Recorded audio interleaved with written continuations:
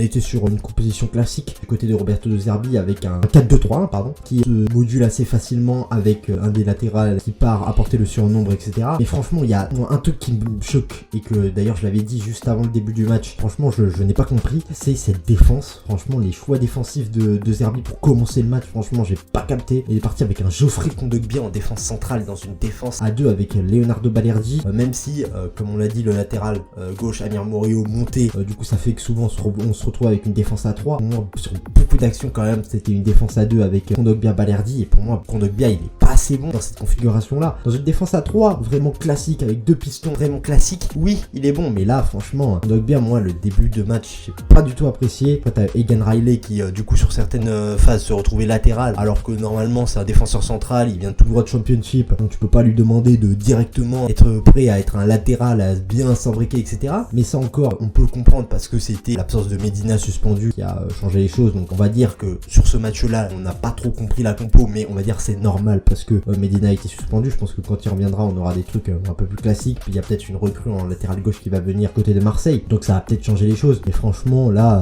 la défense, ouais, j'étais très inquiet avant le début du match et mes inquiétudes sont confirmées parce que franchement défensivement l'OM c'était vraiment pas terrible, hein, vraiment pas terrible. Franchement beaucoup trop de contre-attaques ont été tranchantes de la part du Stade Rennais. Sur ce match là je pense qu'on peut être vraiment très inquiet parce que si en Ligue 1 concède comme ça, franchement en Ligue des Champions, je sais pas ce que ça va donner à Marseille. Donc franchement il y a de quoi s'inquiéter là de la part des supporters marseillais.